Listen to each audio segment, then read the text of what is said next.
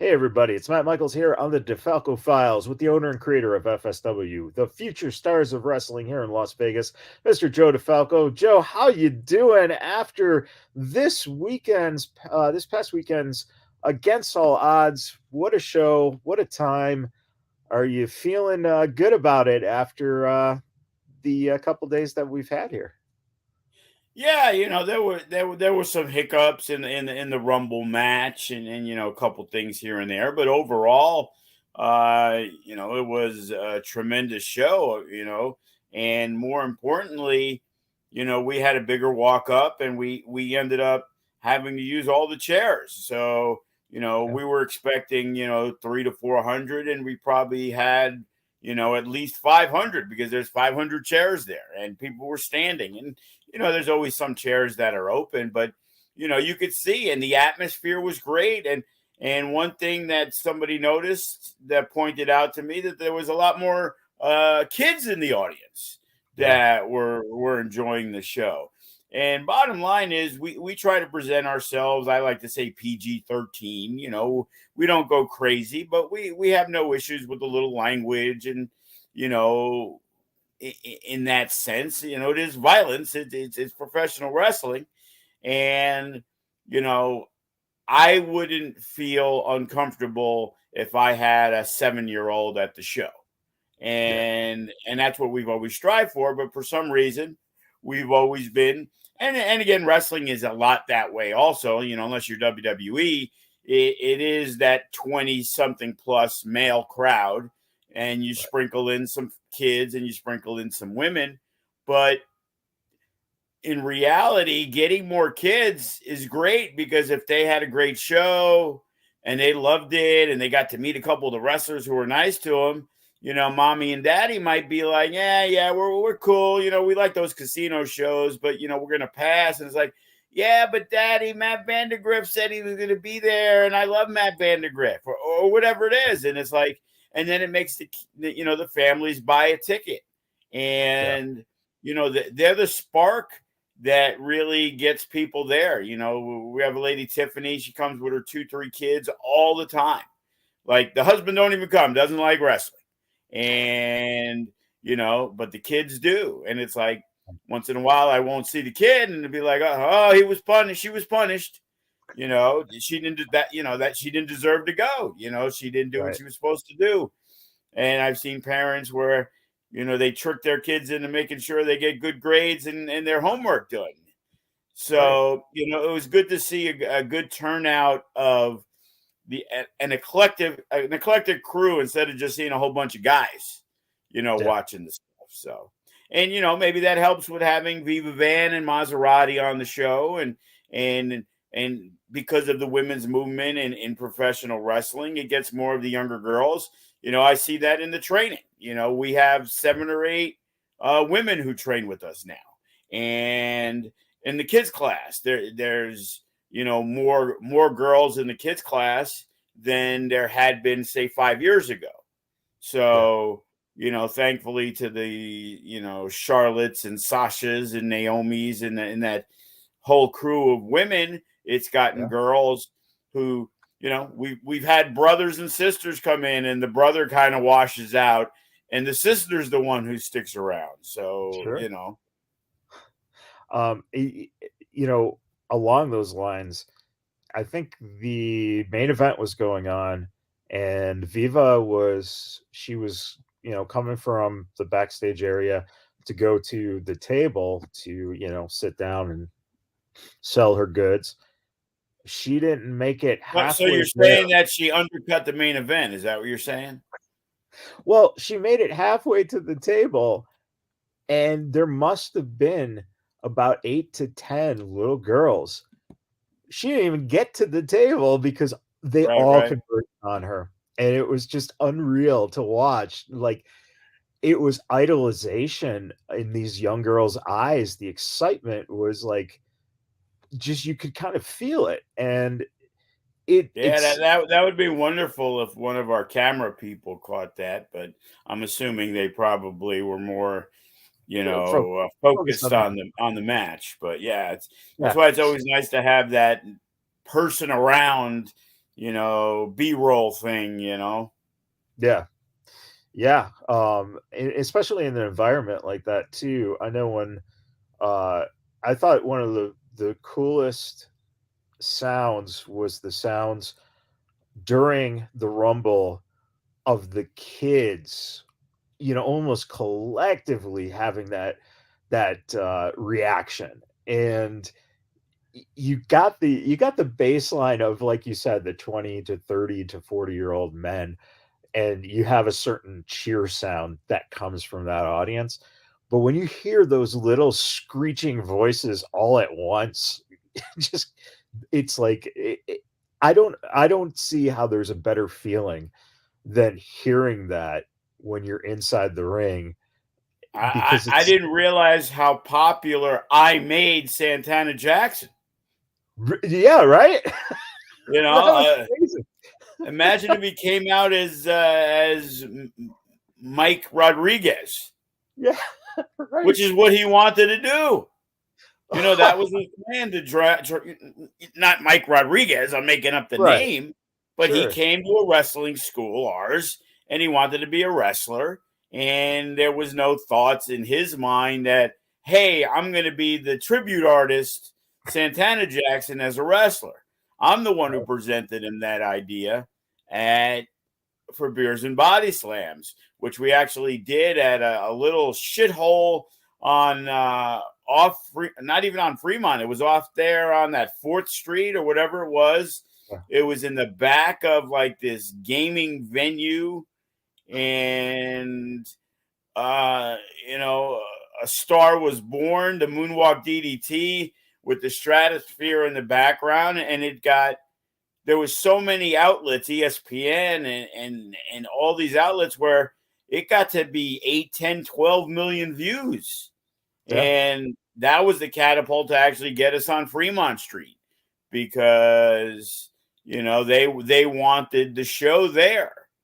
yeah, Jonathan over at the Nerd Bar. yeah, Before that all crashed and burned. But that was the reason why we got in there, yeah, was because of the success of Santana. yeah, And then the and crowd, and we used him at the Halloween show, and he had a good response. But you got to remember, at the Halloween show, there's 130 people. That the right, majority of people have seen him there numerous times, and it's the regular fan base who know of him.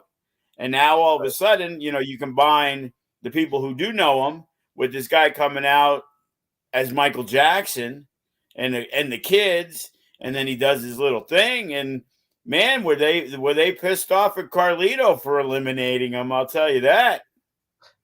Yeah, I think that was the biggest boo of the night, was that elimination, Yeah, because I'm pretty yeah, sure it was.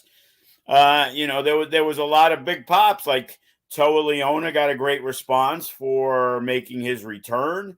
yep, Masters and Carlito hugging after it looked like they were about to break up. The crowd was very happy to see the big hug.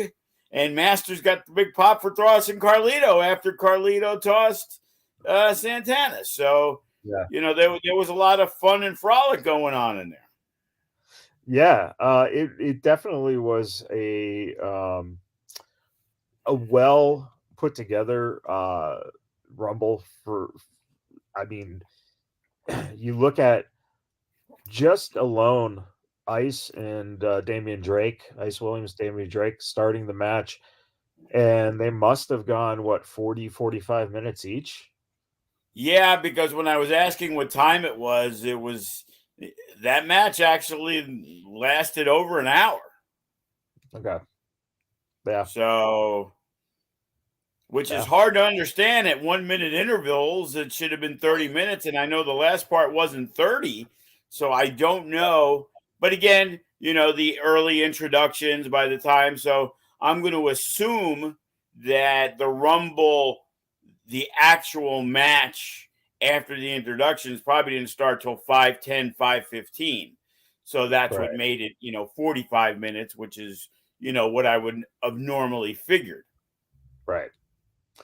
Yeah, it just impressive, good storytelling all around. again, you look at some of the guys from Arizona, just good showing for those guys. It was nice to see the pop Graves got. You know, Yeah, it was good to see. Graves doesn't miss a beat. He's gone for 9 months, and then you see him in a rumble beating the shit out of somebody.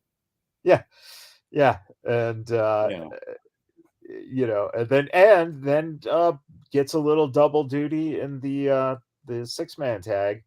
Uh, that was I thought that was a really good tag match to put together to break up Vandergriff having to potentially do 2 matches in a row. It was a nice little way to kind of also give a little time between that, and I think after it was the women's championship match, right? So Yes. it was So it yeah, was a he was third. So he was first, he was third, and he was sixth. yeah. And Which the thing with Matt is, nobody would be surprised to hear me sing the praises of Matt Vandegrift. And the bottom line is, if Matt had to wrestle every single match on the show, he'd be okay with it. yeah, We had talked in the past, and still contemplating that idea, that we wanted to do the first ever 24-hour match. right. And I'm not going to say anything other than when we were talking about it, Brett Lauderdale was in the office, and we were just talking about this 24-hour gauntlet match, actually, that Right. within a month, GCW announced that they were going to do a 24-hour show. So I'm Right. not accusing anybody of, poaching any ideas, but let me just say, I did put it out to the universe, as my kid would say, that it manifested itself because I didn't do it. And when we Yeah. were talking about this 24-hour, my idea was a gauntlet match. So it's Right. one match. So, the problem was, if everybody averaged 15 minutes, that's 4 people an hour. You need 96 people if Right. they average 15 minutes. Right. And Damian Drake, Sin Bodie, and Matt Vandergriff all mentioned that they would be more than happy to do 2 hours of it if it was necessary. So, Matt was definitely the MVP of the night. Uh, Going into the show, I'd say an hour before the show started, Matt Vandergriff was not scheduled to be the winner Right. of the Rumble, Right. but because of political situations with one person working for this company, wrestling our champion from this company, made it where the match would have to not be decided by pinfall or submission. Right. And in that situation, I can't have a guy win a Rumble match close to an hour, and now we go to the main event and we do a fucking DQ or countout. You know what I Right. mean? Yeah. So it was kind of like, fuck, what are we going to do? And we had options, and, Carlito was one, and Masters. And, those TV guys, they did work twice. We give them credit. But, Right. even talking with a guy like Masters, like, he'd love to wrestle Hammerstone again. He wrestled him, the pandemic show of the Mecca, before. But he wants to be at 100%. He wants that to be the spotlight match. He kind of feels like, hey, you know what? I've come out for the pop. I've come out. I'm the Fed guy, and I came out. Now, when I come out again, it's like, oh, him again type of thing. That they feel that first time is going to get the biggest reaction, Right. and they weren't that excited about having to work twice, but they were willing to do so because they're good dudes.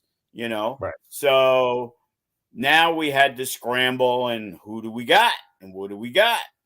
And, you know, Hammerstone was the one who recommended Vandegrift. You know, he felt it could tell a great story. Then he gets attacked after the match by Oasis. And now it's almost like easy pickings Yeah. for Hammerstone. But Matt Vandegrift, you know, showed. And the thing was, if you watch the match from beginning to end, the crowd was really not like so into Matt Vandegrift finishing off the trilogy Right. until, you know, 10, 12 minutes into the match where they're like, oh, you know, never say die. You know, this guy, holy shit, maybe he can pull it off. And then the sympathy started to come for him, and the crowd really got behind him. So, you know, it was a big night for Matt. You know, Hammerstone put over Vandegrift, which I know he's, you know, I wouldn't say always been, but he sees that Matt has, you know, become a star, Yeah. and anything he can do to help expedite that, he is more than willing to do. So Matt Vandegrift, for those who weren't aware of his greatness, probably are so today. And people are probably looking forward to seeing Vandegrift, Hammerstone, with both men at 100%. And I know I was interested in maybe seeing about putting Matt Vandegrift and Hammerstone versus members of the faction after what happened in there in a tag match. So, you know, Yeah. we're excited. You know, I always say, and you always see it on the podcast, I'm up, I'm down, I'm aggravated. You know, sometimes it's like, what's the purpose sometimes? And, you know, things like that kind of revitalize you a little bit to where now it's like making moves. And we got Danny Limelight for December 17th. We got Danny Limelight for January 13th. We got Danny Limelight for No Escape. Now, Matt Vandegrift, is he still going to be the champion? Oasis is still, you know, a real nuisance to him on his side. I've locked in Hammerstone for the next 3 shows, the Wow. 17th, the 13th, and the 29th. And it's like making sure, you know, we're setting up. No Escape. We have, you know, I guess you could call it a storyboard, but it's the storyboard in Joe's fucking head. And it's like, okay, this is where we're going to go with this, and this is where we're going to go with that. Obviously, Viva Van and Maserati, there's still way more that juice in that. Nick Xander and Nick Bugatti. Gregory Sharp will be back, the Nevada State champion. You Right. know, is Damian Drake the next guy? Is Sharp's New Japan partner Jacob Austin Young possibly in the mix? Davey Richards had issues with his flight on Sunday. I guess he got stuck in the airport because he had a flight home from Vegas to St. Louis to get back for his paramedic job. So we had talked about him on No Escape, but it's kind of difficult. Regardless of the situations, when a guy can't make a show, it becomes a little more difficult. Yeah. And, you know, Davey has done a great job rebuilding the reputation, but he has missed 3 of the last 4 casino shows Right. that he was scheduled to be on. And one, you know, at the Mecca, Sam Adonis, same thing. You know, it was a severe snowstorm on the East Coast. Nobody's fault in that situation. Then he Right. got injured. And then the flight got canceled. And Sam Adonis was scheduled, but AAA ended up running a show. So that's what happens when you're using some of these national, international, you know, these superstars that have been, you know, in major companies that, you know, sometimes things happen. And that's why it's a little easier to try to focus on when we do use that talent. A guy like Carlito lives in Vegas. So Right. unless he has an issue on his flight home from working a show, you know, he's okay. Chris Masters is in LA. If there's a airplane disaster and there's no flights, he could probably hop in a car with one of the guys and Right. drive in from Los Angeles. And Hammerstone's at Arizona, and he'll drive in if he has to. So that's why we try to utilize as much of the outside talent closer to home, Yeah. because these situations, and since the pandemic, even though it ended, there's still been some major issues with the airlines. So Yeah. it's not that it's not happening on a regular basis, because it is. So No Escape is going to be featuring guys that are regulars. So if we go outside the box, it's going to be, who's in town. We're looking. PCW's running their Ultra show on that Friday, the 27th. Right. So we're in discussions with Toa coming back with his partner Khan and being part of a big tag team match, utilizing the Gates of Agony, who are getting, some good love in AEW. And Khan had reached out to me a few months back. So, the idea is TBD, the faction, Sky High, is it a 3-way, 4-way? Is it a singles, a regular tag match? So these are the ideas contemplating for January 29th, which we have, 9 or 10 weeks Yeah. to set it up, and not counting Future Shock on the third, but we got December 17th, we got New Year's Eve the 31st, and we got January 13th on the Friday the 13th. So I've already got commitments. Matt Vandegrift, he'll be there defending on New Year's Eve. Johnny Robbie's going to be there the 17th and New Year's Eve. I got some fresh new talent for Future Shock. Met some more people, that came down from Knox Pro. We got a couple of new talent. One female talent is coming in. On the 17th, we have, looks like the first ever 6-woman tag that Wow. we have, because we've utilized Maserati scheduled, Viva Van scheduled, Rochelle Riveter, Alice Blair, Johnny Robbie, Tanaya, who's one of our students, who's had 2 very impressive performances. And we feel we're going to give her the shot of stepping in with the big guns Yeah. and see, where the chips fall.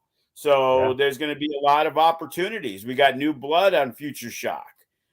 Primo Henio, who's from Santino Brothers, who has been very well respected working the Arizona shows. Dom Vitale from PCW Arizona, ended up coming to the show. He's married to Miranda, the ring announcer, and we utilized him in the past. He came in and specifically wanted to put him over, Primo Henio, as a great dude and a great talent. The last time Dom and Hammerstone gave me a name, it was Class. So, so if they're going to put their reputations on, I have him booked for the 3rd and the 17th. And even the Arizona guys, Blair Brody was like, "Oh, I heard you got Primo Henio coming in on the 17th. He's a great dude, man. He can work. If there's a spot, I'd love to work him." So when Wow. you got your up and coming guys eager to work this younger guy, that's a great sign. Yeah. So, the new year hits and it's like, we still got the Batemans and the Gatsons and the Eli Everflies in the back pocket. Eli Everfly was on tour with Pucifer once again this year. Yeah. And I believe that wraps up at the end of Coming this up. month. Yeah. Coming up soon. So, yeah. So I think December 1st, his docket's back open. So having him into the mix again, and the New Japan guys, we make sure they're running the 15th. So we're not going to run the 15th. We're running the 13th, which makes it easier to utilize Bateman and Sharp and Limelight and Jacob Austin Young and maybe the West Coast Wrecking Crew if we want to, and at the casino shows if I want to use Tom Lawler, who's local, and maybe Right. him and Graves re up. But I'll tell you what, man, that No Escape is going to be loaded because those 6 matches leaves 20 guys that are like high level FSW guys that now have to scramble for some spots. Because, okay, Yeah. let's say I do a 4 or 5-way scramble. Okay, that's 5 guys. The tag, maybe I'll add one of the teams and make it a 3-way into the mix. But there's going to be guys that probably have not missed a pay-per-view casino show, since maybe like a Sharp, because he's doing New Japan. Right. But if there was no New Japan, Sharp hasn't missed any casino shows. Right. Now there's some guys that are going to be left off just because there is nothing for them in that situation. Because 3 cage matches, we're at about 6 matches now in terms of, well, if Hammerstone's the heavyweight champion, he's going to defend. The question is who he's defending against. So that match is already taken. Nevada State titles on the line. Tag titles are on the line. No Limits titles on the line. And, where we go from there is now filling in the spots. And, that's going to be the most difficult thing. As usual, there's going to probably be some unhappy campers that people who've been champions in FSW and work almost every show won't be on the show.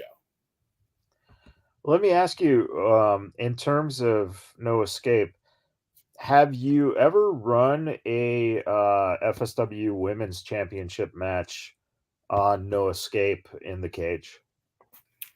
We have never done a steel cage women's match, and obviously, depending on where we go, Viva Van and Maserati in a steel cage is easily a match that we are hoping is going to come to fruition. That would be the only other gimmicky match like that we did was TLC match that we had done when Maz lost the belt to Sandra Moon. And a few years before that, we did a last women's standing match between Heather Monroe and Hudson Envy. So this would be the first time that a championship would be, inside the steel cage. And I think we've built to something special between Maz and Viva. Viva has become the face of the women's division, and Maz had been the face of the women's division since day one. She came in and she started that. Sandra Moon came along, Zoe Stark, Lacey, of course. And in between that, Taya and Heather Monroe was our first champion. But Maz has been there, for every single situation that involved the women.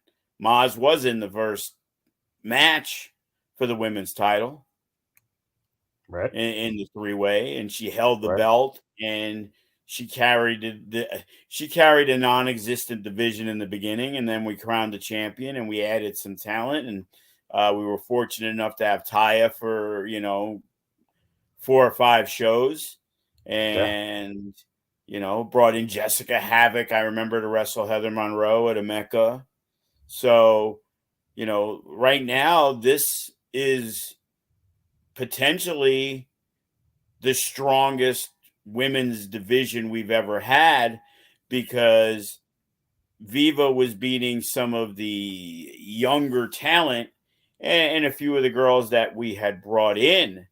But now, with Rochelle Riveter coming in from Colorado, to have her in reality is, say, the number 2 heel in the women's division behind Maz, who's now, full-time once again, and getting Gianni Robbie on the other side with Viva.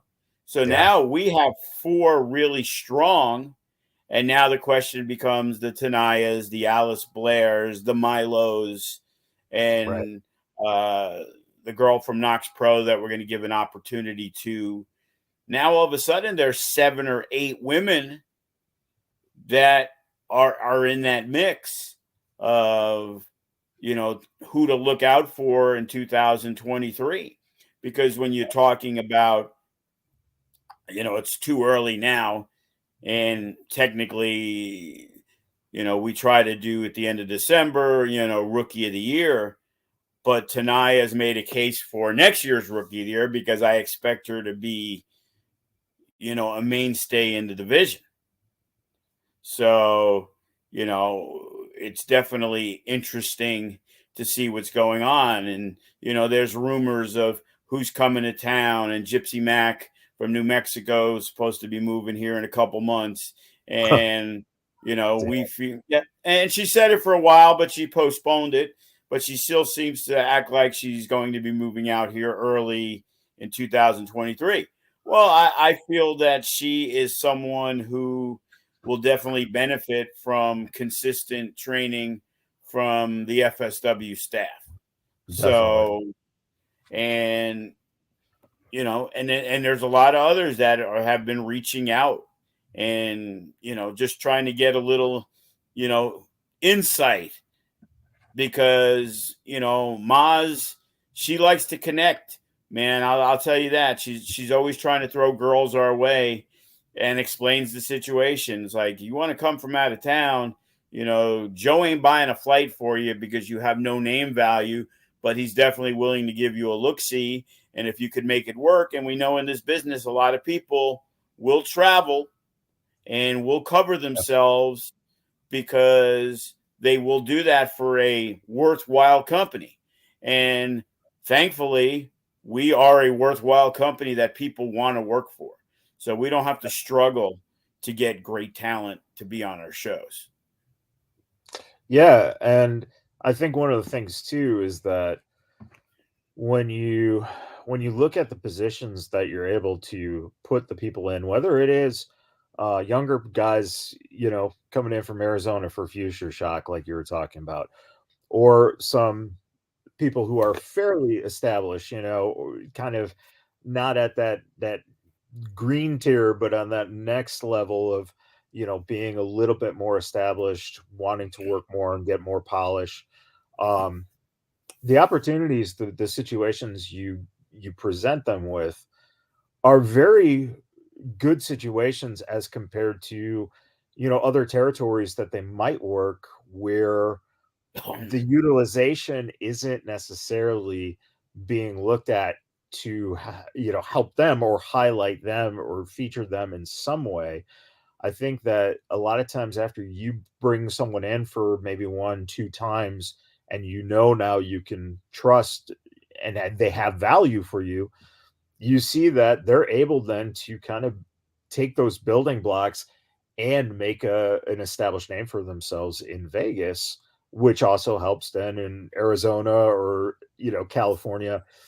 It's very cool to see those building blocks, you know, kind of just rise and rise and rise. I really think that the opportunities that are being given are very few and far between in terms of getting a shot to be on this kind of level. When you look at this coming year, is there anyone out there that you might have seen within, let's say, the past 12 months, last year or so, that maybe you haven't had a chance to get into town because they haven't, come this way, or just for whatever reason it hasn't worked out to get them in? Is there a person or two that might be on the radar for potentially coming in this year that you would be really excited to kind of see work their way into FSW?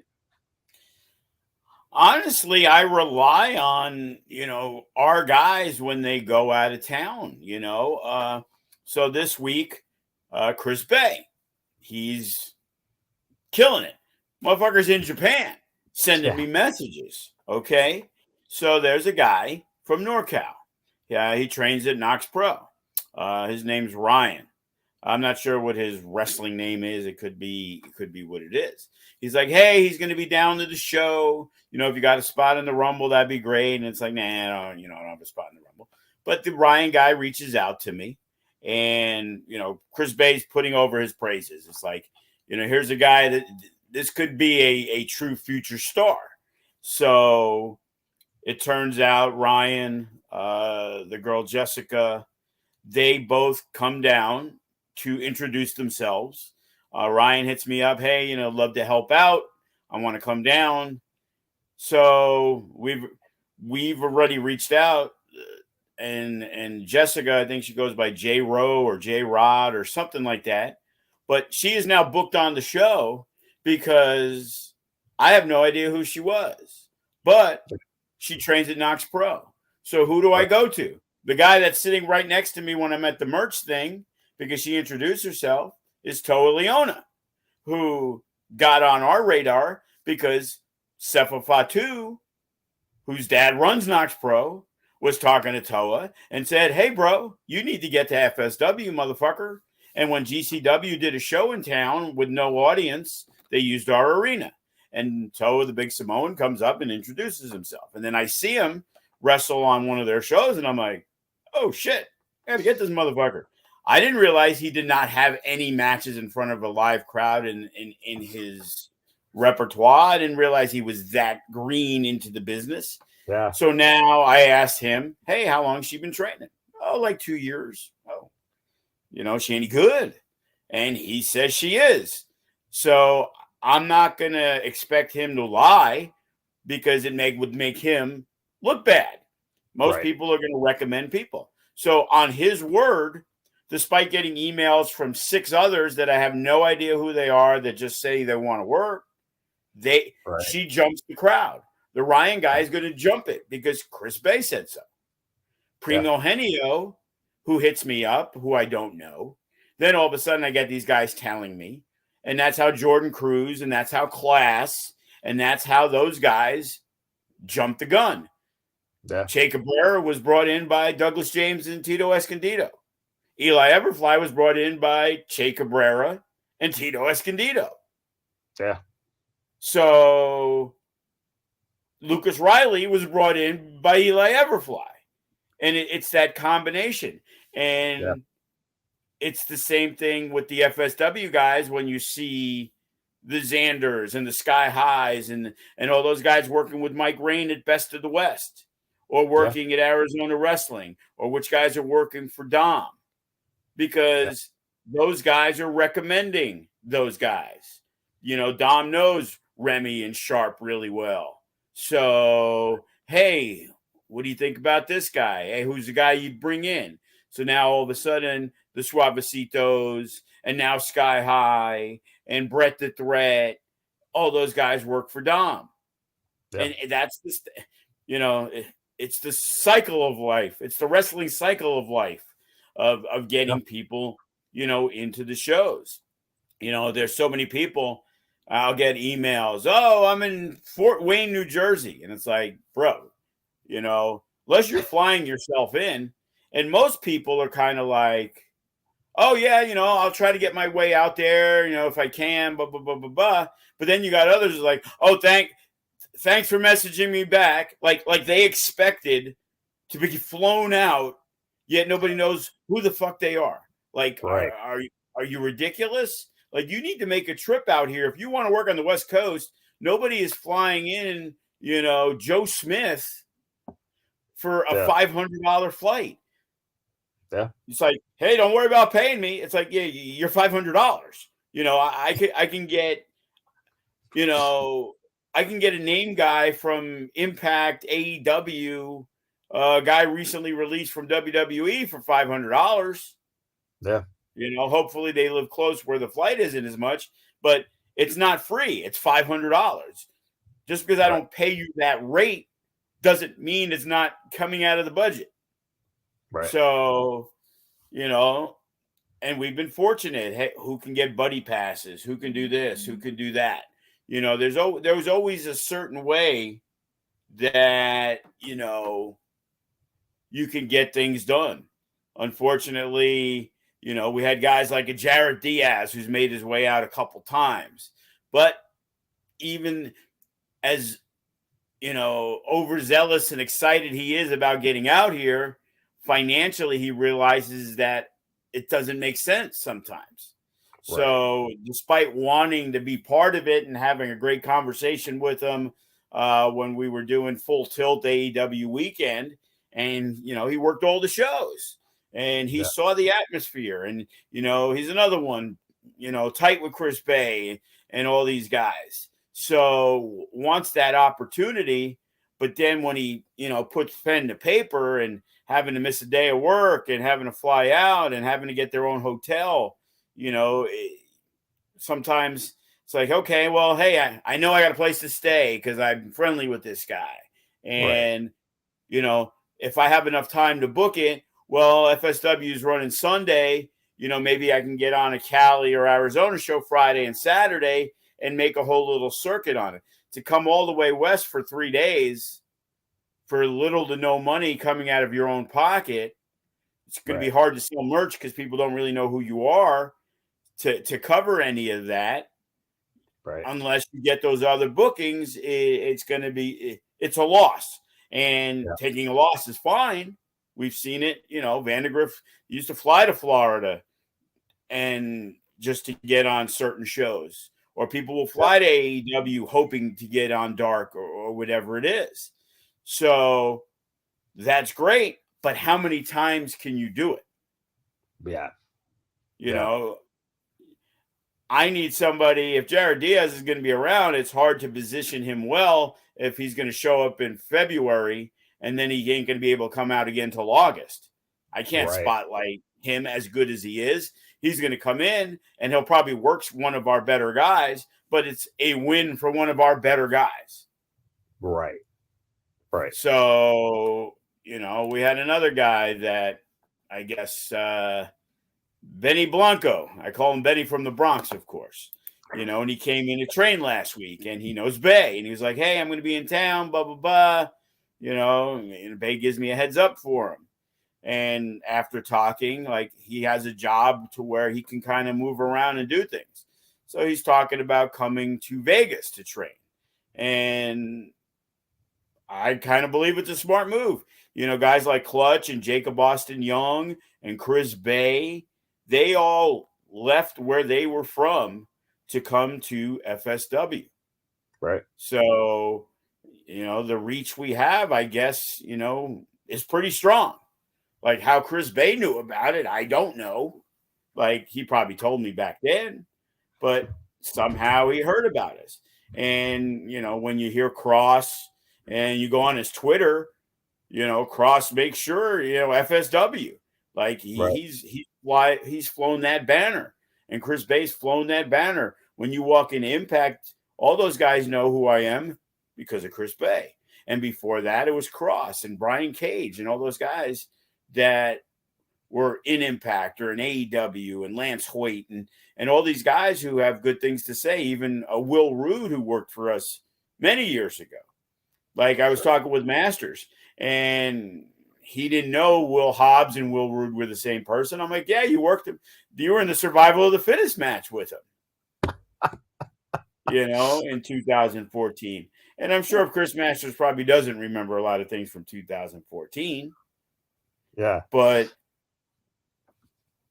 it is what it is. And it's like we keep trying to churn them out. Right.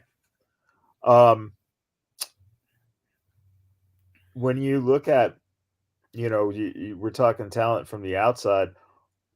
Let's look at something that I thought was really good from the inside, and that was having Xander and Bugatti, a no contest between those two, which actually left a small dent in the wall of the Hefe event. Did they really? Eesh. Yeah, it was very small, but it was still the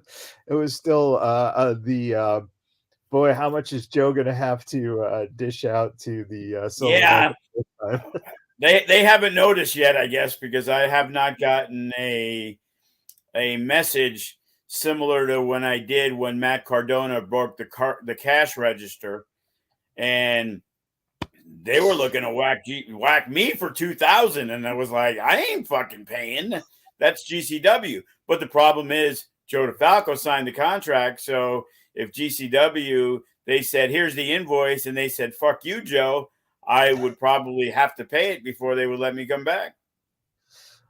Um, Thankfully, that has been maybe they fixed the cash register, and I'm like $2,000 for a cash register sure seems fucking obscenely out of line. But what do I know? well, I'm sure the Silver Nugget is trying anything and everything to figure out how to get extra cash. So, Well, they um, just run a quinceañera. They make a lot of money with those concerts and quinceañeras. it's So true. I guarantee you that event center makes them tons more money than that casino. Because when Yeah, you walk in that casino, there's a lot of penny players.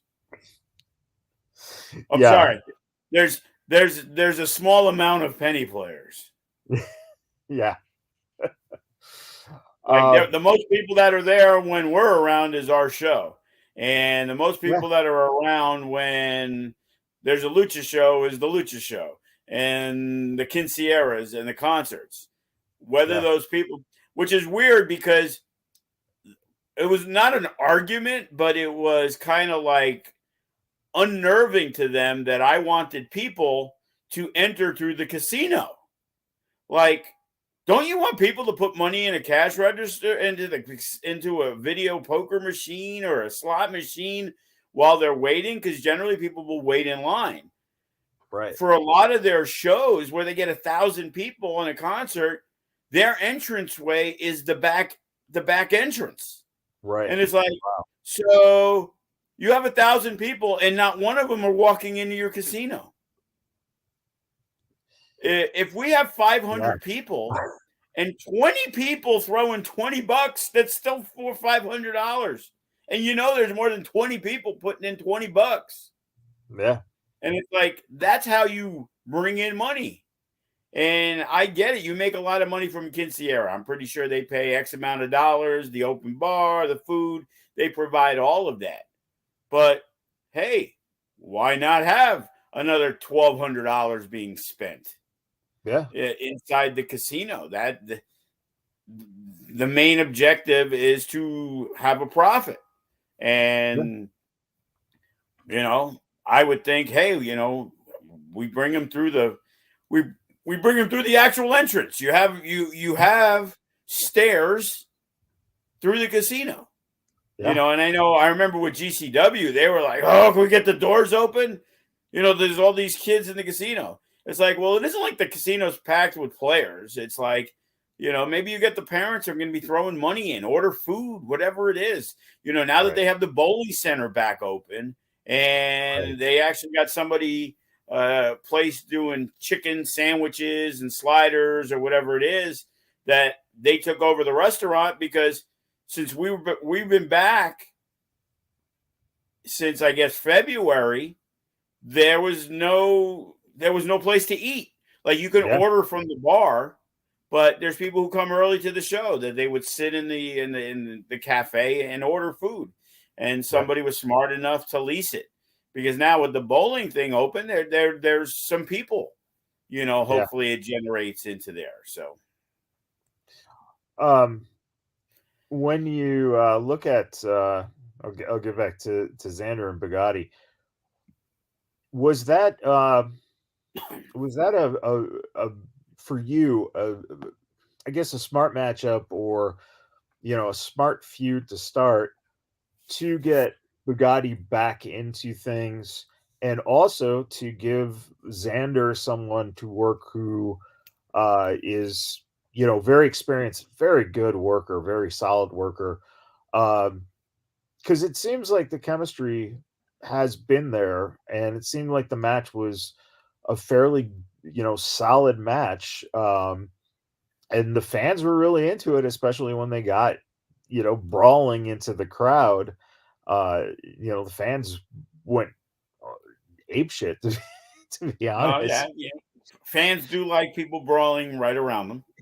You know, and just enclosed. It was like watching like something just Mhm. right onto him. But was that for you a good decision to, to put those two where they are, and especially with Bugatti, having not been in the ring for a while, to give him someone like Xander who, uh, Xander's one of those guys who really can work almost anyone, and you know, it's going to be fairly solid and fairly good. He really is coming along. Is this matchup something that you envisioned it as happening as it is right now? of course, Joe DeFalco made a decision on matches that turned out to be a tremendous idea. This goes back. Like, for some weird fucking reason, I have no knowledge why, Nick Bugatti hadn't been around for a long time.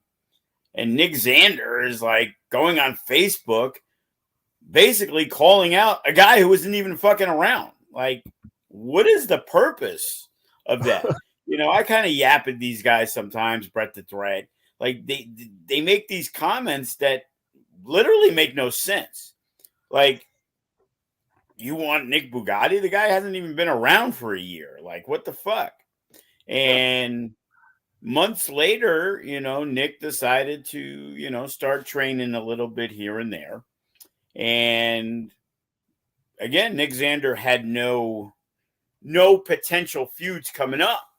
And I always liked the idea of the Angry Vets. Years ago, we did that where we put Mike Modest and Disco Inferno because there was that next generation of younger talent who thought they knew everything, which Yeah, is how it always progresses. And that prematurely broke up. You know, people went their ways, whatever.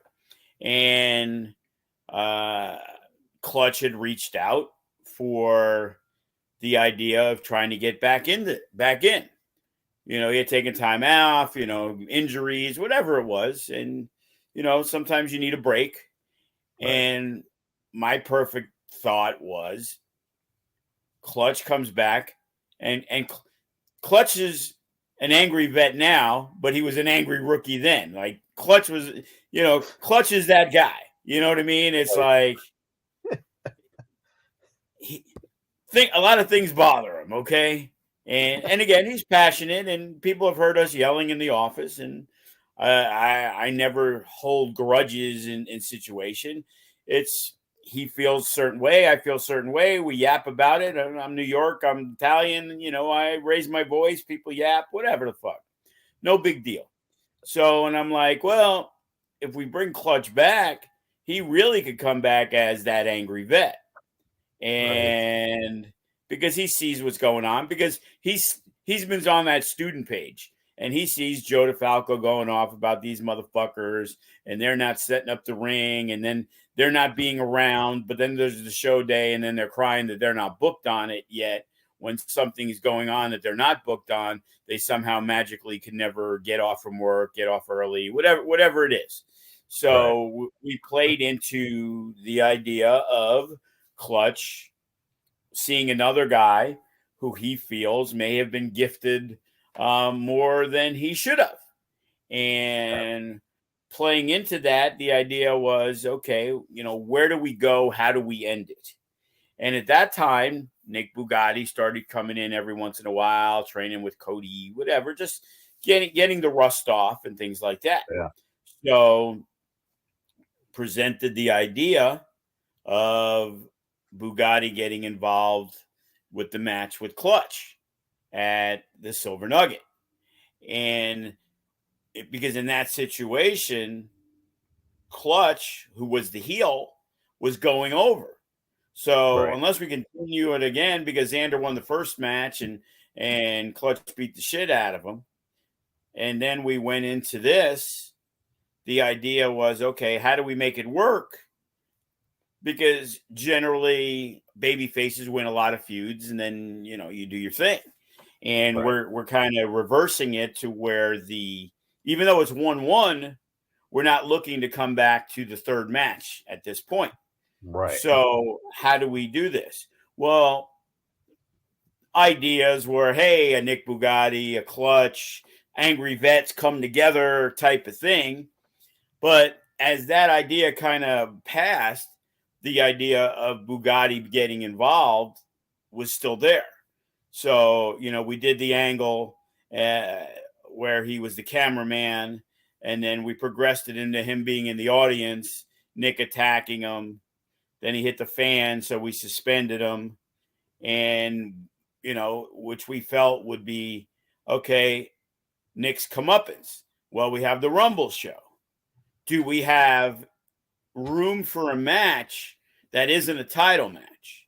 Now, all of a sudden, it's, hey, Gregory Sharp, he's doing New Japan. So that eliminates him from the fold. We already know we got the Rumble. We already know we got Hammerstone in the main event against the winner of the Rumble. We put together the idea. We know we got Viva and Maserati. So now we're at 3 matches. We don't really want Matt in the No Limits match. I mean, in the Rumble match, because Matt's generally going to give you the best match on the card. So you want Matt in a No Limits match. Right. So now we're at 4.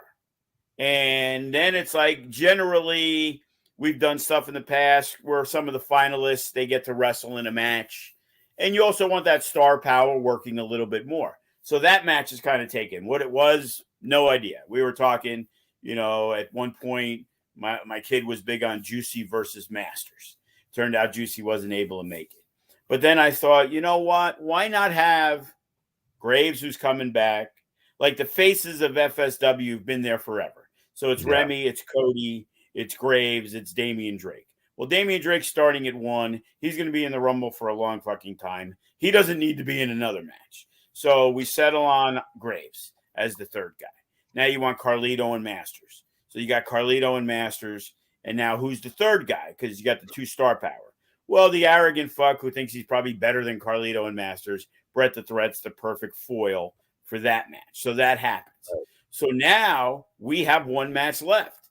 Now it's a no-brainer because are we going to have Bugatti Bugatti throw out Xander, or Xander throws out Bugatti, then he eliminates himself because he still wants to fight him. Like there's nothing there in the Rumble for what they've already built up. Nick Xander should be fucking livid over what Bugatti cost him. Then he got suspended. So in reality, Bugatti cost him 3 months of his career, as well as the biggest match at the time in Nick Xander's career. So having the singles match is what was necessary. So fortunately, we were able to do it because the last thing I wanted to do was go to 7 matches. That's why we moved made the tag match the pre-show. Because as witnessed, we went to about 8 o'clock. It was probably a little less than 3 hours, but that was what the goal was. Because last year we did a 4-hour show because of the Rumble, and that was a 2-night shows. And just because there was so much packed into the anniversary show, and we never have the Rumble and the anniversary show. So, but we did that, which made every title be, had on the show, and where we went from there. So now that it was a standalone show, having Xander and Bugatti, and I felt that was to be, first off, they're not in the Rumble. So after the Rumble match, you come out with that because they're not going to be in the Rumble. You could put the girls on. That was definitely an option. We could put Matt in that situation. But now things changed because Matt ended up being included into the Rumble. We were short a guy. So Matt was 30. So for some reason, Miranda's like number 30. She announced as Tenacious. And our final participant, it was like, no, Tenacious is 29. I know you want to say and final, but final isn't 31. We were going to actually have D'Lo Brown as number 29 and have him jump from the commentary table. And I'm pretty sure D'Lo's happy he didn't have to actually do any work and get up and actually climb into the ring. So, it was beneficial for D'Lo. So that became the option for the first match out. And, wanted to save the women's match till later. And obviously, if we're doing the 6-person tag, all 6 of those guys were in the Rumble, so we couldn't do that as the first match out. So we had to space it. So then that became, the match, which you kind of hate to do these, fighting inside match 2, all around the arena. But this is a specialized show, and that was what was necessary. And now that we've finished that match, there's been no conclusion. So now we have to see what's going on in the future. So there's definitely a potential for a Xander Bugatti steel cage match. You're going to end up with you want to have different matches. 6 cage matches on the No Escape this year. I've always had the dream of, when it was Lockdown TNA, which I couldn't use that name because I already, instead of a cease and desist, I got a message from Scott D'Amore that the legal department of Impact was letting him know that FSW, who they do business with, runs a show called Against All Odds. And it's like, well, Scott is fully aware of FSW running Against All Odds because a couple of years ago, probably about 4 years ago, when we were doing the seminars and tryouts or whatever, Scott's in the office. And of course, in our office, we have a lot of posters of different things. And he's like, hey, that's the name of one of our pay-per-views we used. But they weren't using it anymore. They used it in 2012, I believe, was the last year they used it. Okay. Right. We started using it in 2014. So we used it in 14, 15, 16, 17, 18. They brought it back in 19, where we also ran it in 19, 20 and 21. Now we're into 22, and their legal department's like, hey, and I'm like, well, first off, Scott, we've been using it for 8 years. You weren't using it for 5 of those years. I said, the show's in 7 days. There's not much we can really fucking do, Sure. Hey, FSW presents Against the Odds, because that's about all we can do at this point. So he's like, well, just use it for this show, and then we'll worry about it. And it's like, yeah, that's fine. We'll worry about it later. So I'm pretty sure if I came up with FSW Lockdown, now again, they haven't used it for years. Right. Where every match would be a steel cage match. But it's like, are we really going to have the grudge match between Ricky Tenacious and Brandon G in the cage and have every match 8 matches? Hey, we got a pre-show match. It's in the cage. It waters down the cage matches. Right. So I have to be deliberate in the matches. Odds are Hammerstone is in the cage. Okay? Right. Well, if I have Hammerstone in the cage, just a cage match for the FSW heavyweight title. Matt Vandergrift's in the cage, defending the No Limits title. Gregory Sharp's in the cage, defending the Nevada State title. What makes it different? What makes it special? Right. So, having the FSW heavyweight championship in a cage, having a women's match is different. Having an escape the cage scramble match like we did last year is totally different.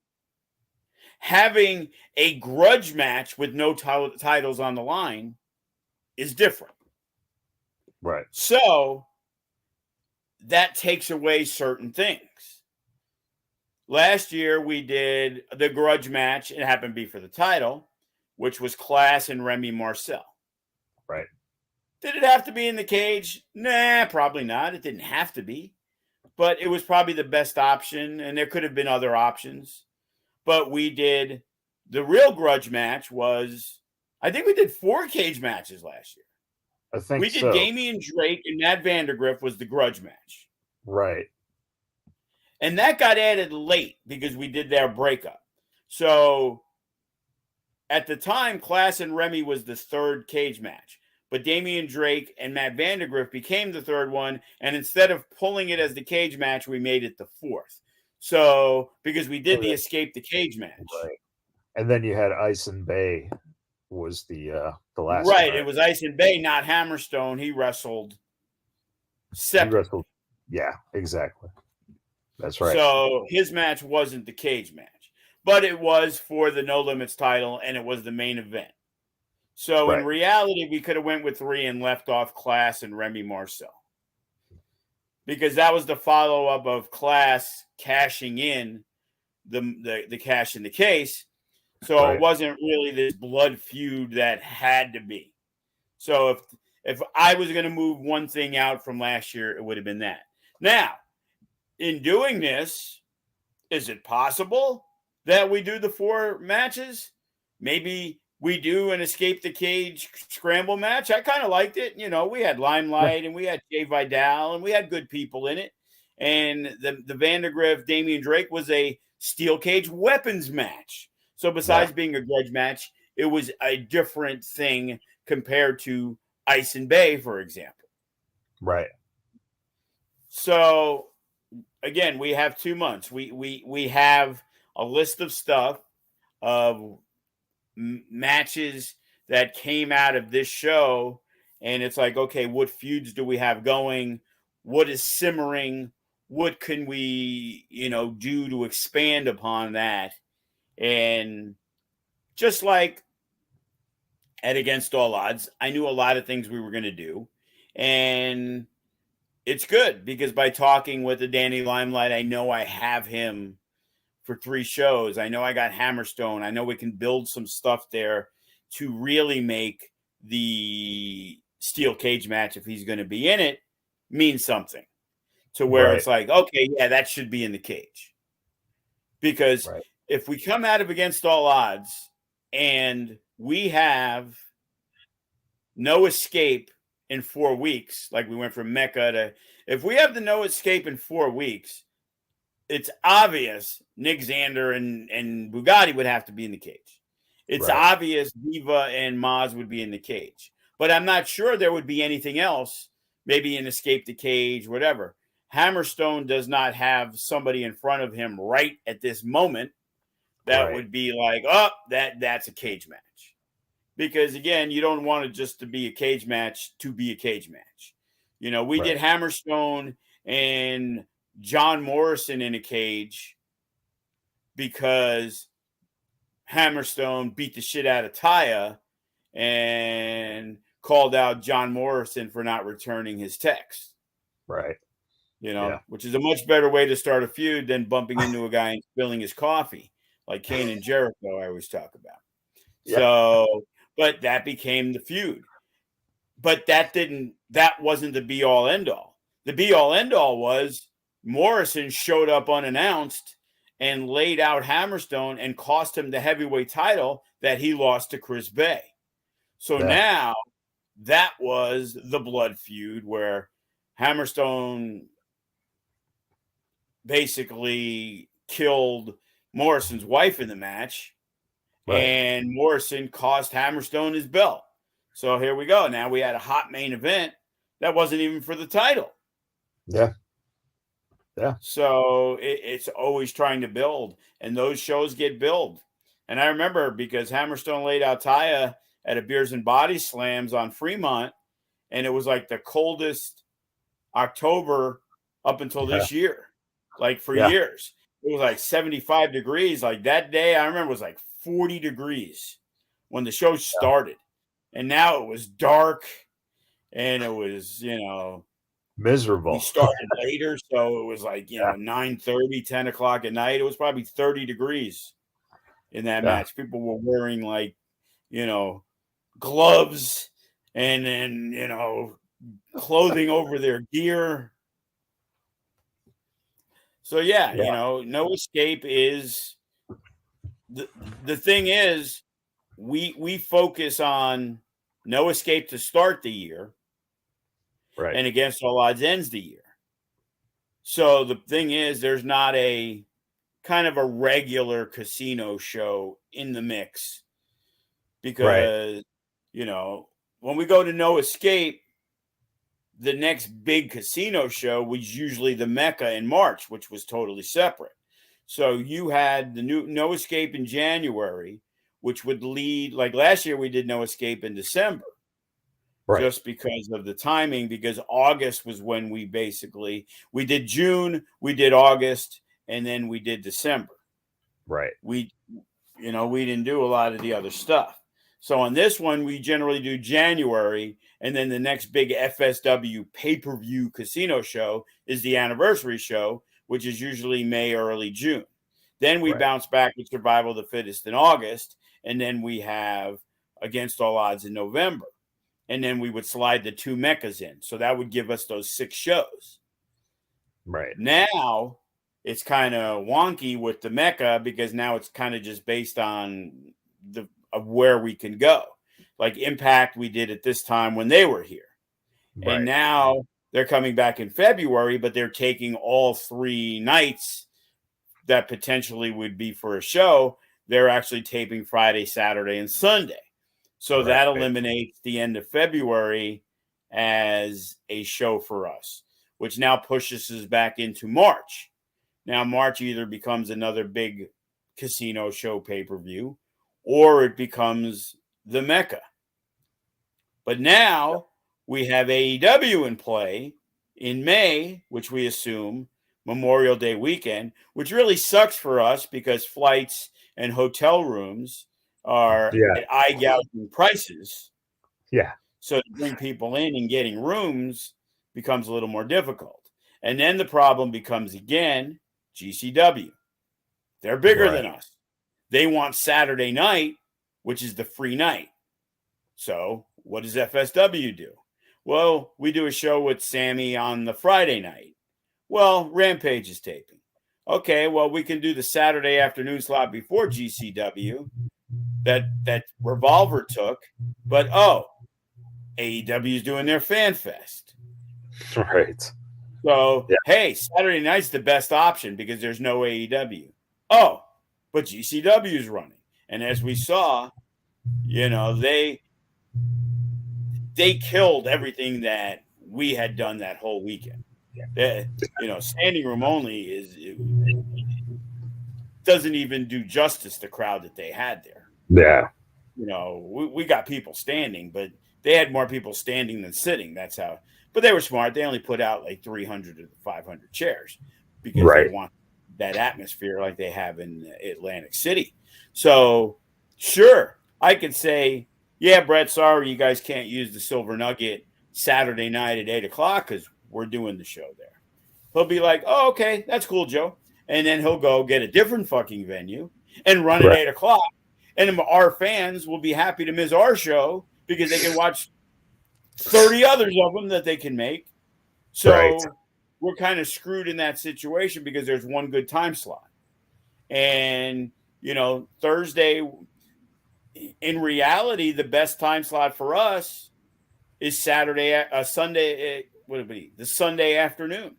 Like we did GCW versus FSW, which Brett's more idealistically okay with doing the Sunday show because it's after his big show.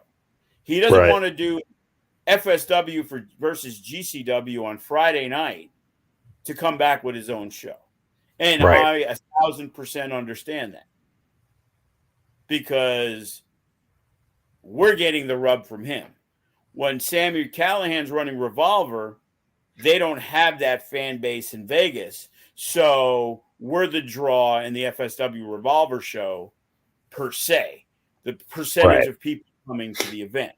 The FSW GCW show is as good as it is because their fans are coming and all our fans are coming and it becomes a spectacle. So we would really love to do FSW GCW on the Sunday before AEW on Memorial Day weekend and making that happen. Yeah, let's hope so because that it would be great to see that again. And it would be a fresh, a fresh take, given that it would have been 2 years, so you have a year gap. Yeah, I want to see Gringo Loco on one of our shows.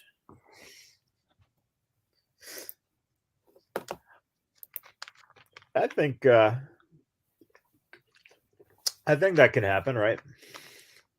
Then there was another guy, I forgot his name, that was a lucha guy that was trained by Gringo Loco, who was fantastic, that worked the GCW show.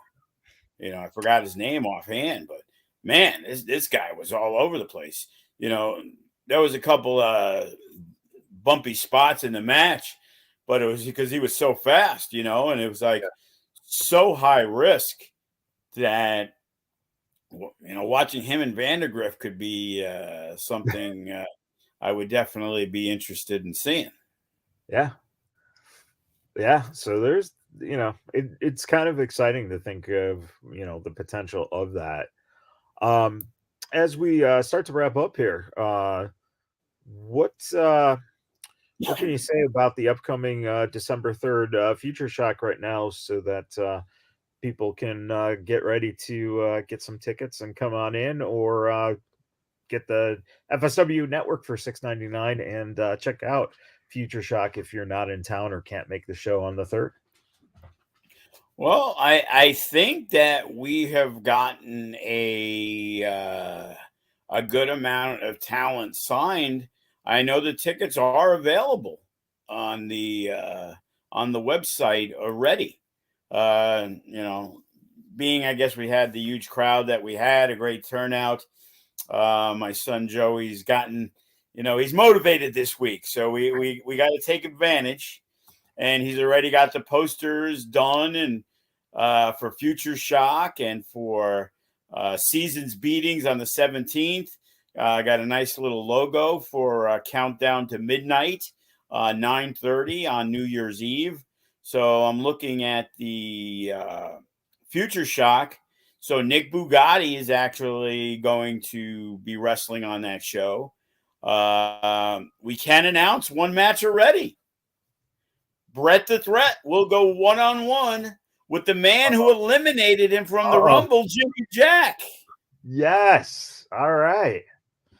So I know Bret the Threat is very, very angry, and the poster is made. So what I had mentioned earlier, the new talent.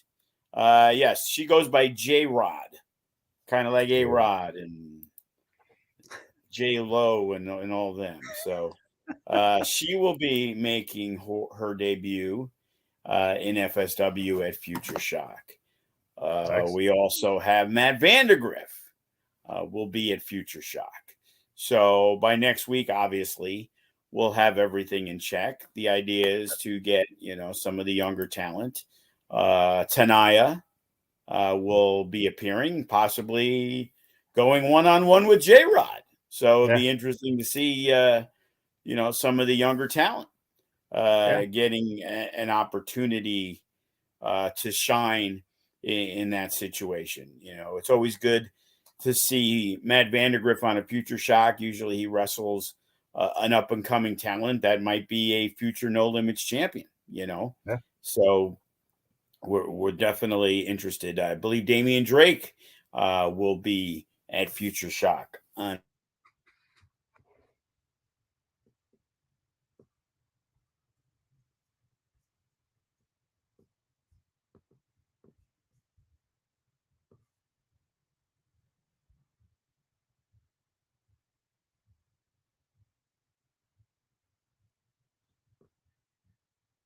to Facebook, the messengers and the Facebook Future Stars of Wrestling posts, the Joe DeFalco posts. We're always going to keep you updated, and I'm pretty sure before the weekend ends, one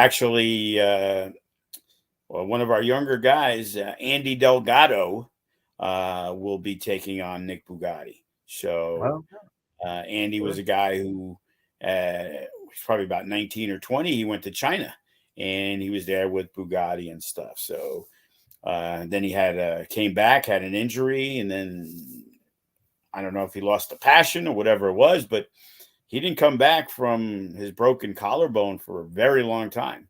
And now he's been back, and this will be his second opportunity to have a singles match. Well, he was in a triple threat, I believe, at the last Future Shock. So Right. he's going to go one-on-one with someone he knows very well in Nick Bugatti. So, 2 matches are set. However it changes, Tanaya and J-Rod. Third match, Matt Vandergrift defending. He asked me who was going to be there, because generally on a show like that, we're going to give Matt the opportunity to kind of work somebody he wants to work, somebody he feels that is deserving. He sees people who they're training, working hard, that he believes have a lot of potential. And the veteran guys, like I try to, listen to. Remy mentioned another Santino's guy, Chris Nasty. And I guess he got a really bad injury like 3 days after Remy said, hey, on the next Future Shock, if you can get him a spot. And unfortunately, I think he tore his ACL or some kind of bad knee injury where he had surgery and stuff. Jeez. So yeah, couldn't make it on that end. But the Primo Henio guy, like, hey, that might be a good match for a Matt Vandergrift. So, once we get everybody in place, it becomes easier.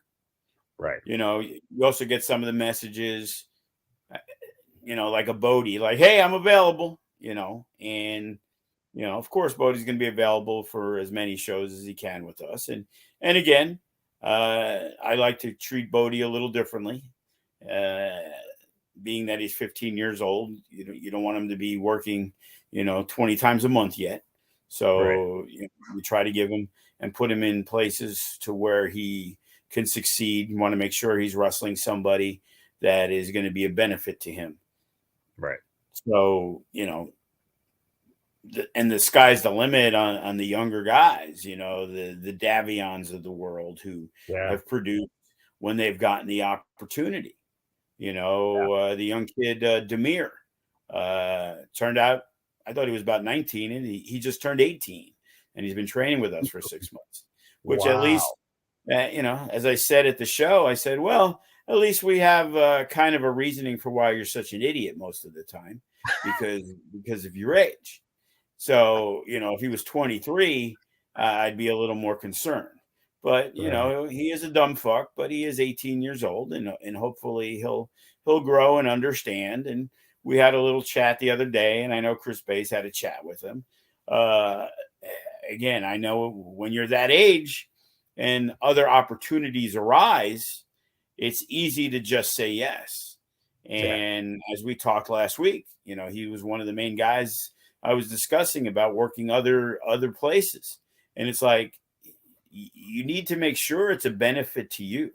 Like, whether I like it or not, I don't like it, but that doesn't stop me from not having a problem with you doing it, because I don't believe anybody else is going to concern themselves with your benefit. And you are an FSW person. So I feel that it's my responsibility to let you make sure you understand the pitfalls of doing other things. While, other people look at it as, oh, Joe doesn't want him working over there, so he basically tries to put the kibosh on it. No, I'm a reputable enough promoter, and people understand that I'm always looking out for their best interests. And sometimes their best interests isn't, and it isn't just working another show in Vegas, it's working a show in California, it's working a show in Arizona. It's like you're going in there, and remember, you're going in there not to be protected. You're going in there as a talent who is hired to wrestle. And when you've had one match, you really don't understand, what it takes to be in a match. So you're going to do whatever you think you could do. You're going to do whatever you want to do. It's a little different when Demir is in FSW wrestling Gregory Sharp, who's trained with him and knows what he's capable of doing and knows what he's not capable of doing. And Right. if issues arise where the match goes awry, Gregory Sharp knows how to finish it.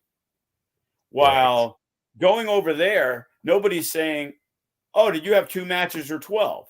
You're a talent. You're on the show. Okay, we're going to talk over our match. Hey, what do you want to do? Well, hey, I want to do this, that, and the other thing. He's not going to be like, oh, have you ever done it before? So it's not the other person's fault. It's the Right. fact of the matter is that me and you are having a match. I want to have the best match I can with you. And the thing is, I may not be that good either, but Yeah. I have more experience than you, and I barely have any experience. So what are the odds that that match is going to be good? Yeah, Right. it might happen 10 times, and they may have one match that's like, holy shit, this is fucking great. But they might have 6 matches that are like, whatever, they're young.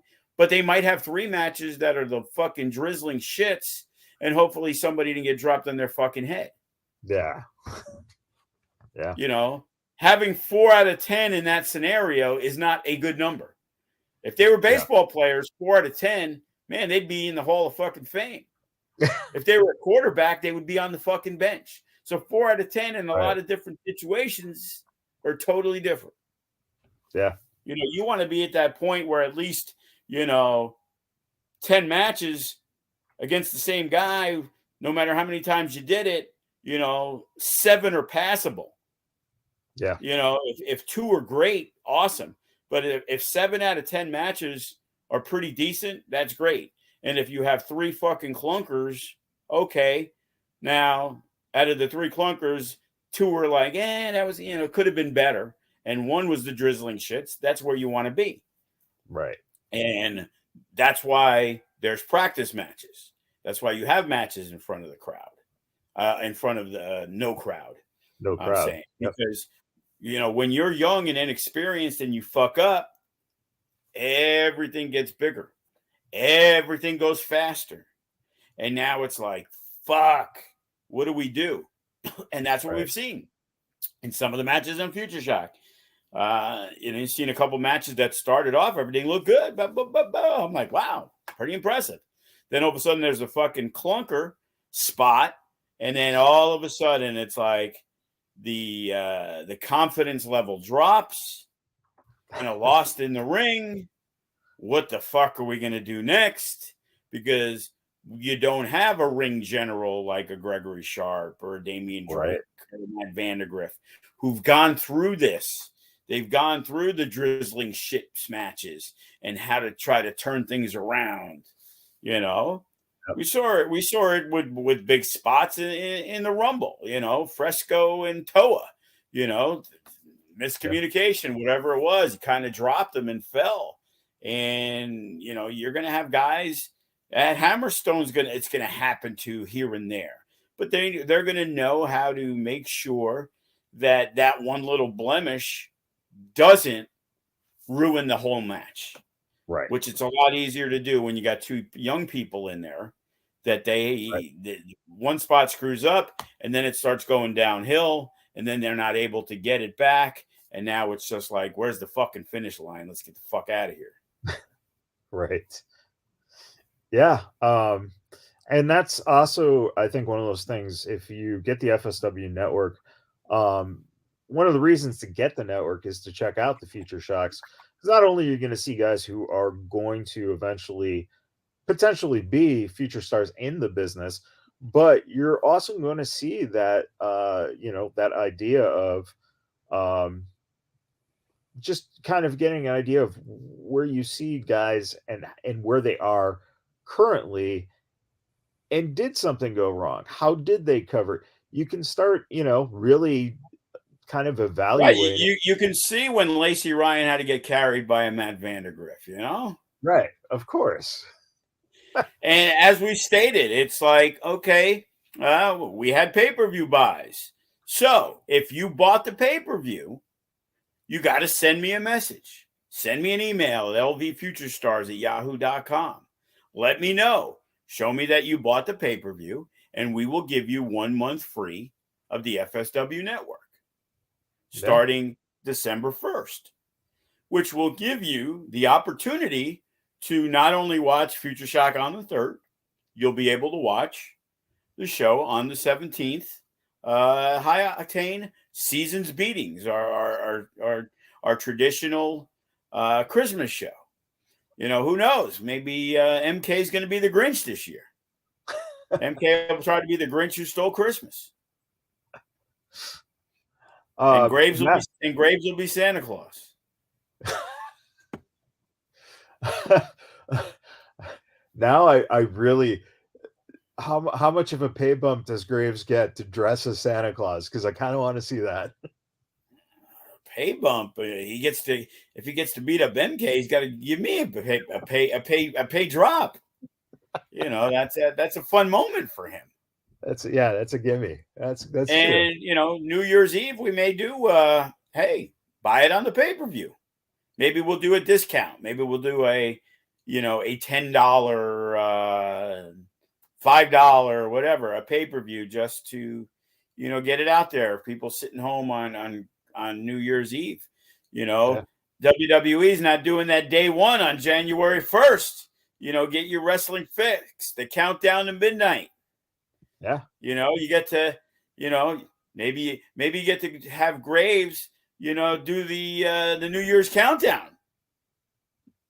I'm so glad you didn't say be the New Year's baby, because that was another. See Graves come out and that would be Bodie. Bodie would be the New Year's baby. So is Father New Year then the old New Year guy? Is that Sin Bodie? And then he becomes Bodie at midnight. There you go. See, you're booking matches as we speak.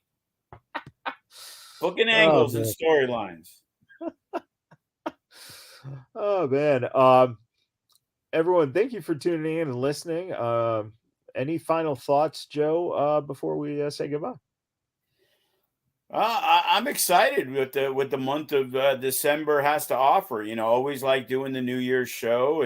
It's amazing that there's so many people that like, hey, who's coming out from Cali? And even a Limelight has made a at least asked about it. Like, hey, that might be pretty cool to do something on New Year's Eve.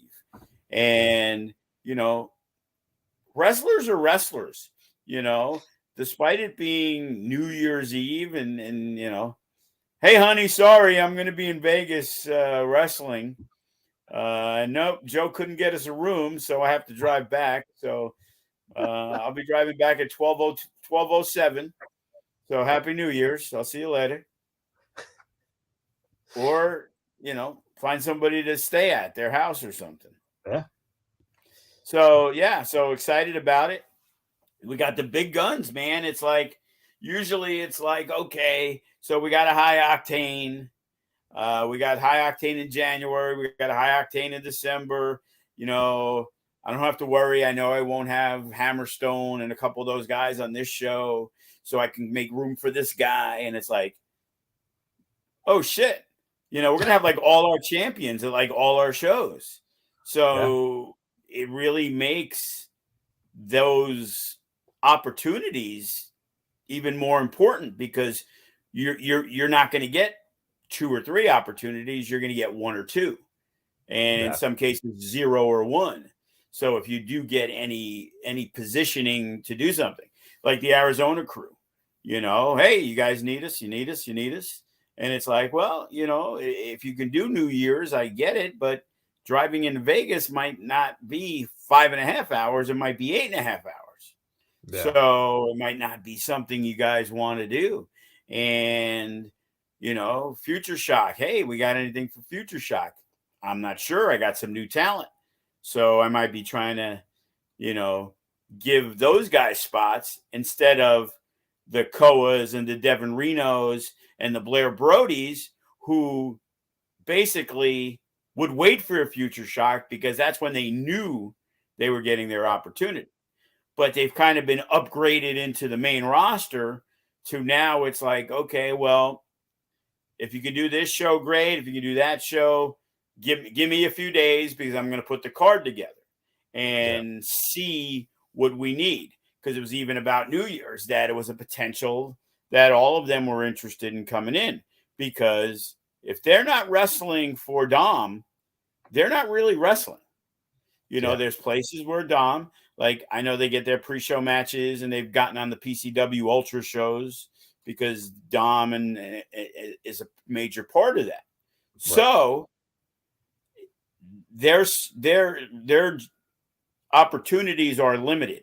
So they're going to get they'll get 1 or 2 shows with Dom. So if they can get on 2 shows with me, it expedites their experience level. So, they're generally looking to work every show they can, unless, hey, one's out of town. Like, I think Brody hit me up about, hey, being out of town for one of the holidays, maybe New Year's or whatever it was.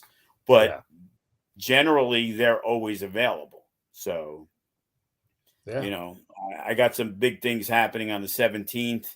Like I said, I know the regular crew is going to be on hand with Hammerstone.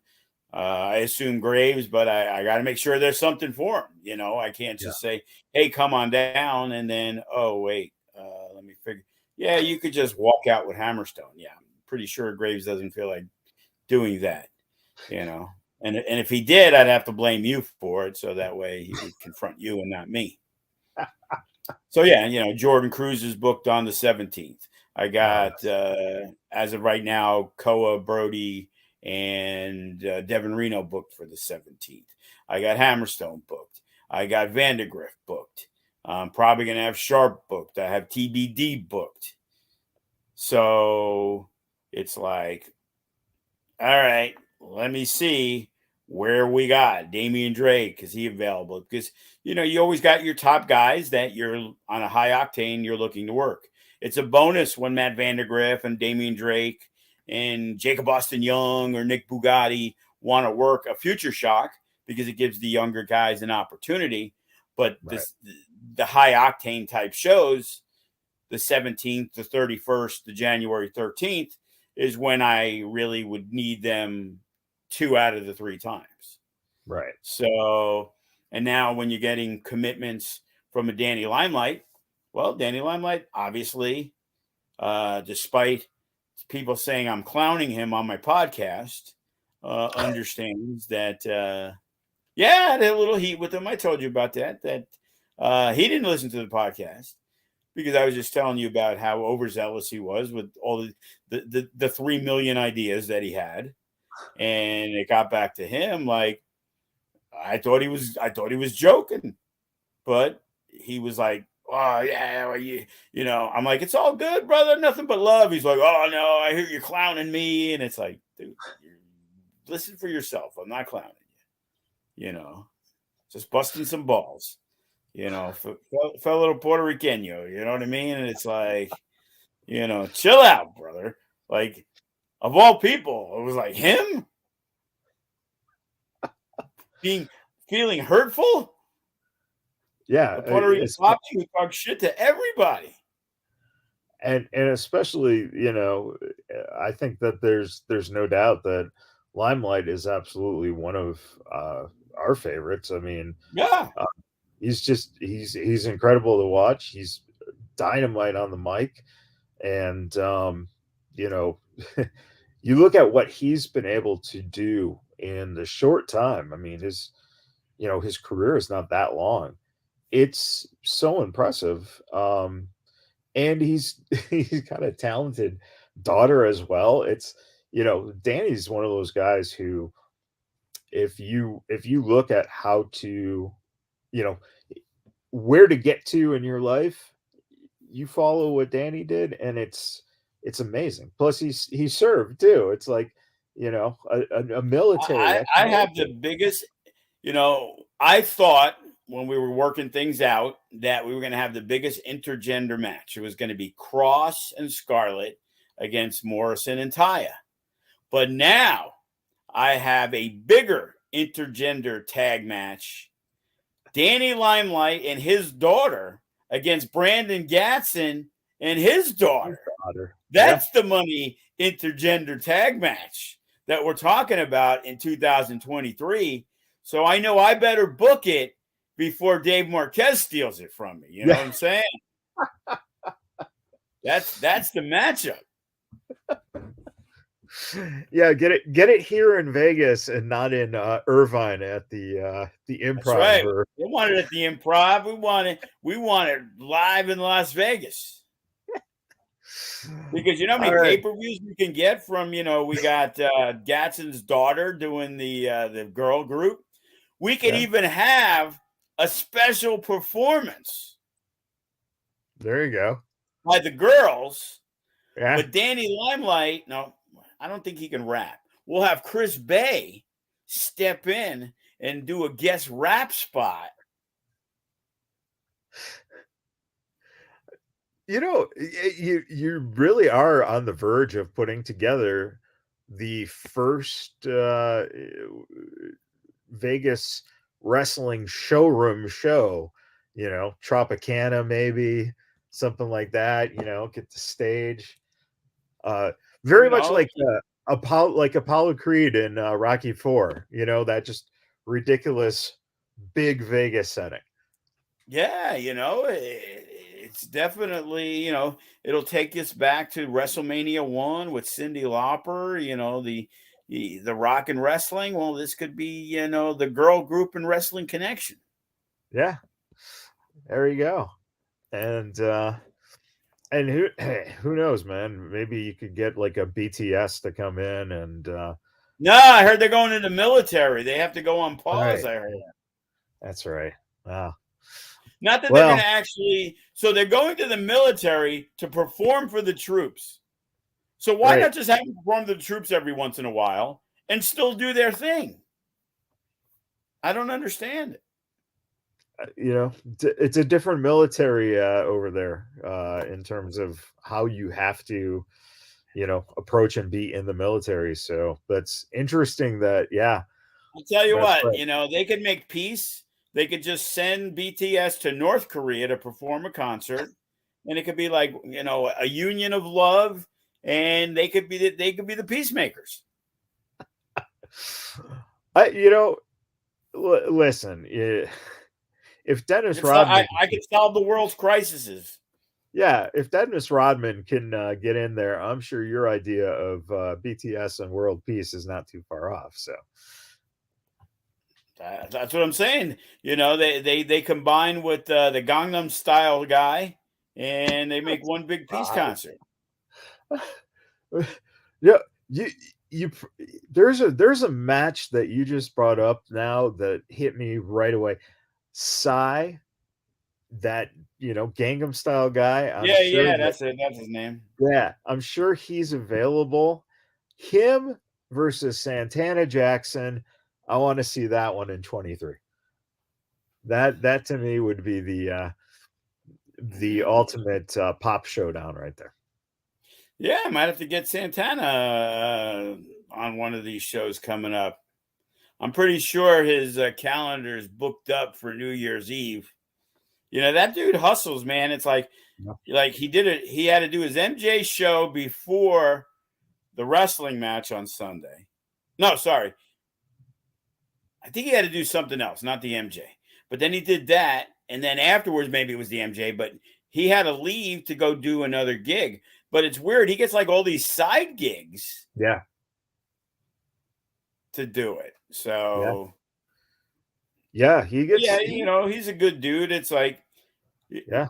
I know Carlito worked him a month ago, and some people shit on people or whatever, but that was the first thing Carlito did was go to him because they were going to be in the Rumble together, and the idea was to do something. And like I said, man, the crowd was fucking livid when Carlito tossed Santana.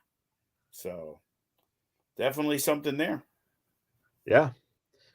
All right, everyone. Thank you for tuning in this week again.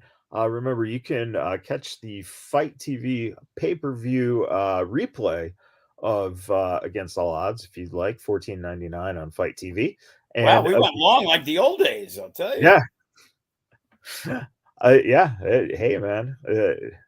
All we need now is We didn't even Remy. get to talk about the Teddy Hart documentary. We're gonna have to save that for Well, next week. I was going to say we'll do that next week because that way we'll have seen the whole 3 episodes and be able to really kind of get into that and dive into that. So expect that next week, everyone. And if you haven't checked it out yet, it's on Peacock. It's right up there. First thing you see on the page right now. And it is fascinating. No matter what your opinions are of Teddy Hart, or if you don't know much about Teddy Hart or anything about him, check it out on Peacock. It's very fascinating. And I did see what in one of the wrestling clips you saw Brian Cage in the background. So Yes, I did. I saw Brian Cage. I saw the reality of wrestling, Booker T's company's ring skirts. yeah. So there's some good stuff in there for indie fans as well. Yeah, there's 3 episodes. I'm almost done with the second one. So next week I can have a full review. I posted about it on Facebook and happened to see that it was on. I'd heard about it.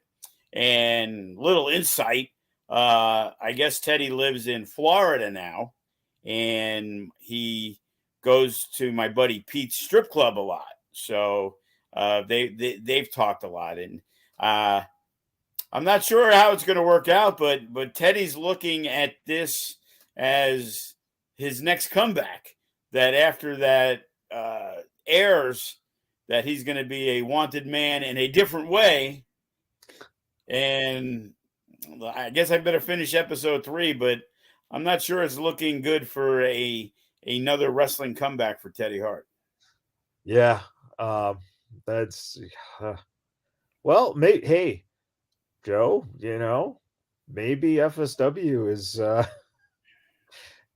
the place where he can make his comeback, huh? Yeah, we'll discuss that in the future. We'll leave that as the cliffhanger for the day. All right, everyone. Thank you for tuning in, and we'll talk to you guys next week. Have a good